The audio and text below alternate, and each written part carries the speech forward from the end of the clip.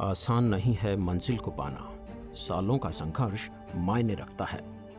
कंधों पर उज्जवल समाज का भार लेकर तत्वज्ञान का दीप जगाना पड़ता है। जी हाँ, कहते हैं जितनी बड़ी सफलता उतना बड़ा संघर्ष। संघर्ष को जीवन का अहम हिस्सा माना जाता है, या फिर यूं कहें कि संघर्ष ही हमारे जीवन की दिशा और दशा निर्धारित करता है। एक समय आता है जब इंसान की बुलंदियां जो जमीन से आसमां की तरह सबको दिखाई देती हैं, लेकिन उसके पीछे का संघर्ष किसी को दिखाई नहीं देता। उस व्यक्ति ने इस मुकाम तक पहुंचने के लिए कितना संघर्ष किया, क्या क्या कष्ट उठाने पड़े, कितनी गालियां सुननी पड़ी, ये सब कोई नहीं जानता। सब उसके इतिहास को भुलाकर वर्तमान को देखते हैं। जीवन में संघर्ष तो हर कोई करता है, लेकिन उसका उद्देश्य मायने रखता है। अधिकतर लोगों का संघर्ष धन दौलत परिवार तक ही सीमित रहता है, लेकिन कुछ लोगों का संघर्ष समाज में परिवर्तन से जुड़ा होता है।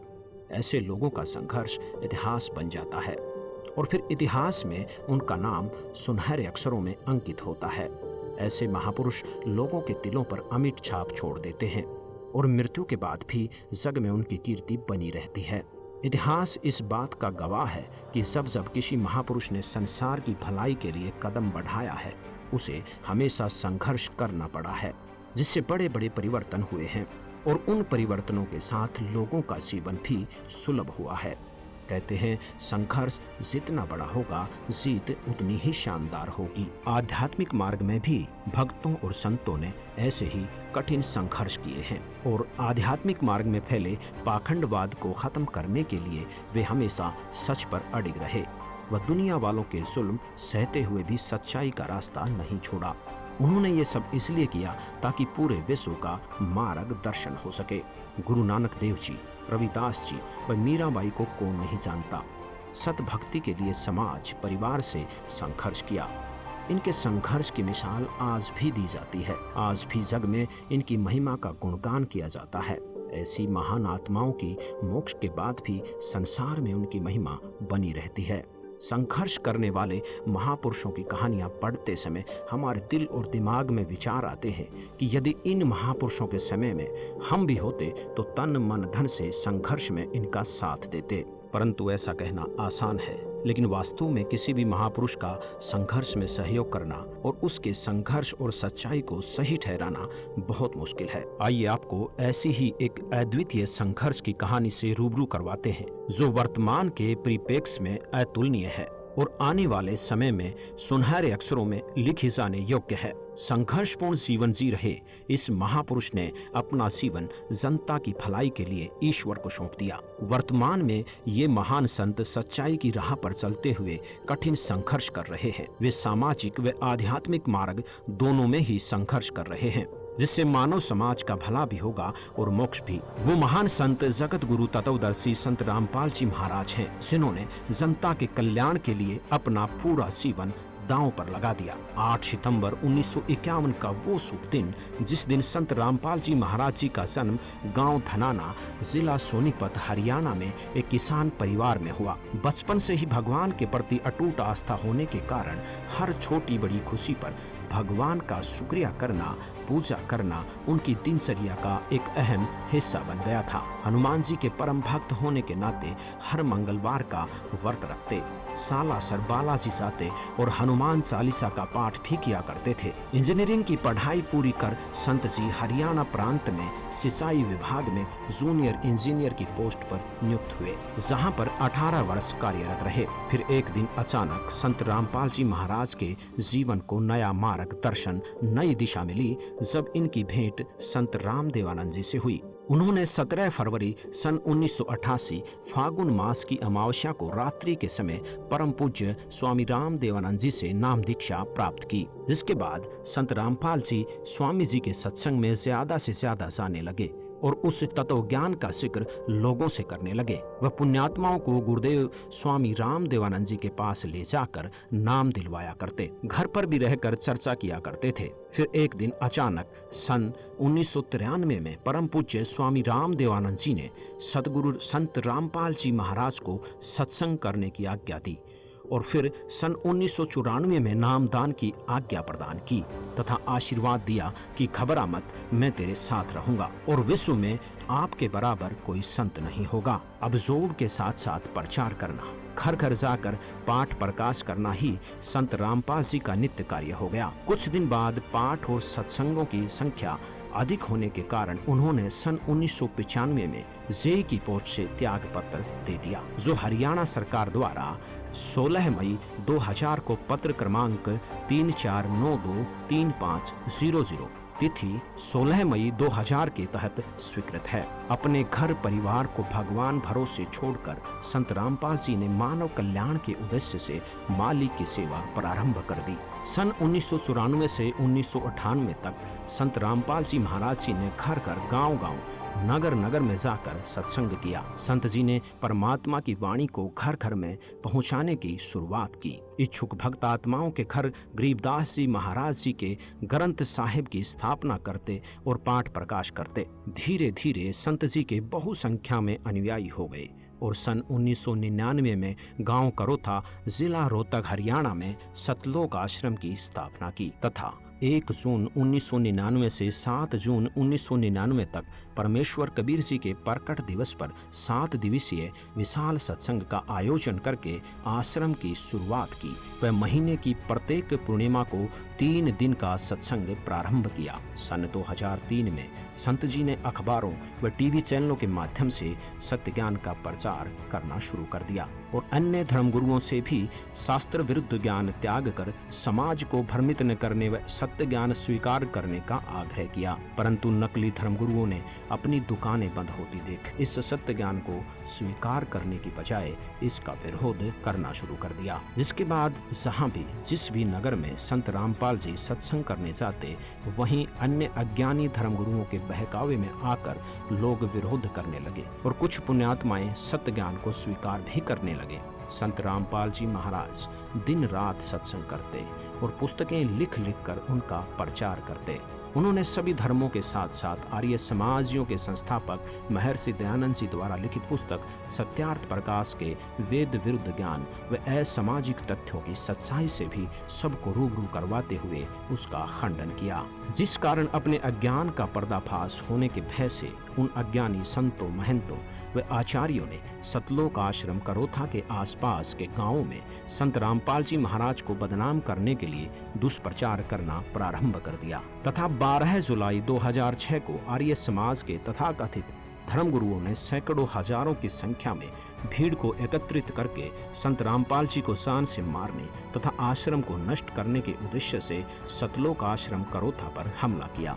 पत्थर, पेट्रोल, बम और बंदूकों के माध्यम से उपद्रवियों ने आश्रम में उपस्थित श्रद्धालुओं को निशाना बनाने की कोशिश की।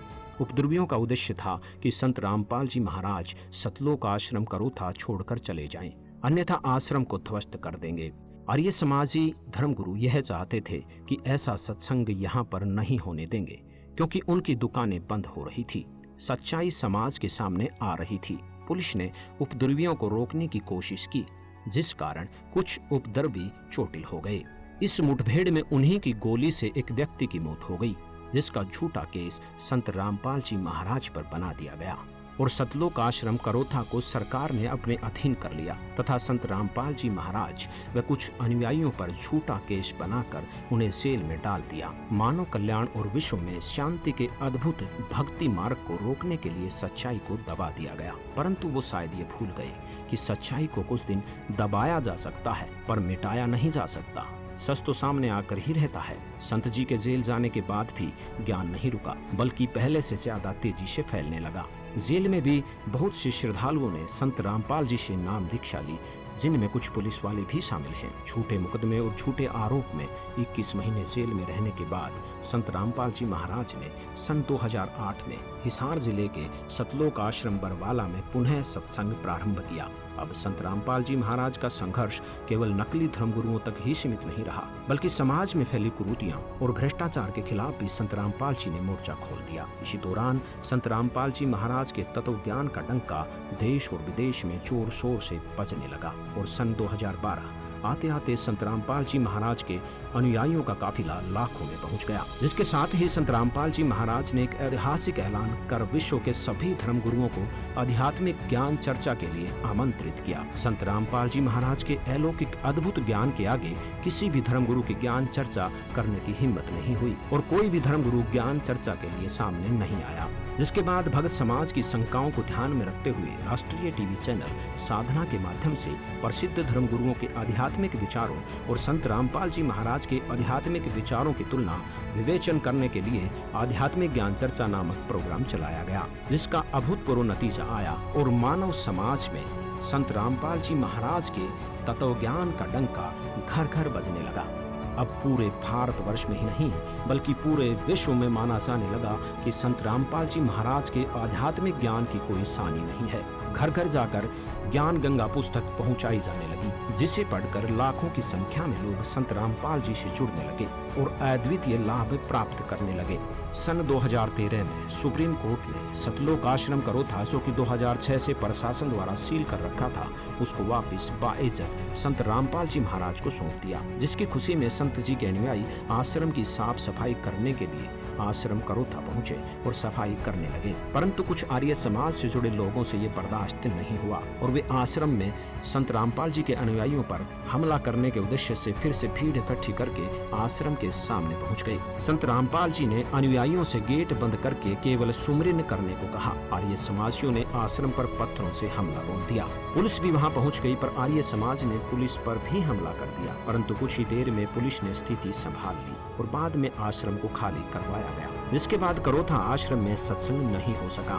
बरवाला आश्रम में सत्संग प्रचार प्रसार चलता रहा और देखते ही देखते संगत बहुत अधिक बढ़ने लगी। कबीर साहिब जी के प्रकट दिवस पर आश्रम में पैर रखने की भी जगह नहीं थी और संतों की लीला को कोई नहीं समझ सकता। परमात्मा के तत्व ज्ञान का प्रचार तीव्र गति से बढ़ाने के लिए संत जी को कठिन संघर्ष करना पड़ रहा है। नवंबर 2014 में हुए बरवाला कांड को तो हर कोई जानता है। तकरीबन 4 घंटे चले उस घमासान और उपद्रव को देखकर मानवता शर्मसार हो गई। अचरज की बात तो यह है कि इस उपद्रव में 6 लोगों की मौत हो गई, जिसका आरोप भी संत रामपाल जी महाराज के सिर पर मंड दिया गया। संत रामपाल जी महाराज व उनके अनुयायियों पर झूठे केस लगाए गए, जिसका उनके पास कोई सबूत नहीं था। उनके जेल जाने के बाद भी तत्व ज्ञान रुका नहीं, बल्कि पहले से 10 गुना तेजी से विश्व में फैल रहा है। सच की राह पर चलने वाले हर महापुरुष को कठिन से कठिन संघर्ष करना पड़ा है, फिर चाहे वे स्वयं परमेश्वर कबीर साहिब जी ही क्यों न हो, जिन्हें सत्य आध्यात्मिक ज्ञान का प्रचार करने के शुरू में 52 बार जान से मारने का प्रयत्न किया गया, परंतु सच को मिटाया नहीं जा सकता। सच ऊपर आकर ही रहता है। संत रामपाल जी महाराज ने केवल आध्यात्मिक मार्ग में ही संघर्ष नहीं किया, बल्कि सामाजिक कुरीतियों के खिलाफ भी आवाज उठाई। दहेज प्रथा, नशे जैसी कुरीतियों को जड़ से खत्म करने के लिए ये मिशन चलाया तथा विश्व को दहेज मुक्त, नशा मुक्त व दुराचार मुक्त बनाने का बीड़ा उठाया। आज उसका नतीजा भी देखने को मिल रहा है। संत रामपाल जी महाराज जी के जितने भी अनुयायी हैं, वो किसी भी प्रकार का नशा नहीं करते, मांस नहीं खाते, जुआ नहीं खेलते, सट्टेबाजी न दहेज लेते हैं न देते हैं, गाना बजाना, नाचना, ये सब संत रामपाल जी के अनुयायी नहीं करते, जिससे संत रामपाल जी महाराज जी द्वारा एक स्वच्छ समाज तैयार किया जा रहा है। संत रामपाल जी ने एक उदाहरण से स्पष्ट कर दिया कि जिस प्रकार रेल को रोकने के लिए एक अंधा गधा पटरी के बीच में खड़ा हो जाता है, अपनी पिछली दोनों टांगे उठाकर मारता है, उसे रेल नहीं रुकती और वो गधा मर जाता है। इसी प्रकार जो इस तत्व ज्ञान को रोकने का प्रयास करेगा, वो अंधे गधे के समान होगा, जो अपना ही नाश करवा बैठेगा। आज संत रामपाल जी महाराज जी का सच्चा ज्ञान आसमान छू रहा है और दिन प्रतिदिन उनका ये तत्व ज्ञान विश्व में बहुत तेजी से फैल रहा है, जिसे रोकना मुश्किल ही नहीं, नामुमकिन है। आज उनका संघर्ष फल रहा है और विश्व भर के लोग उनसे जुड़ रहे हैं तथा उनका मानव समाज के कल्याण का मिशन सफल हो रहा है। आज कबीर परमेश्वर की असीम दया से विश्व में 500 से अधिक नाम दीक्षा केंद्रों पर संत रामपाल जी महाराज से नाम दीक्षा ग्रहण करने की सुविधा उपलब्ध है। इसलिए पूरे विश्व के भाई बहनों से हमारा आग्रह है कि संत रामपाल जी द्वारा दिए गए तत्व ज्ञान को ध्यान पूर्वक सुने, समझे और उनसे नाम दीक्षा लेकर अपना मानव जीवन सफल बनाए। सत साहिब।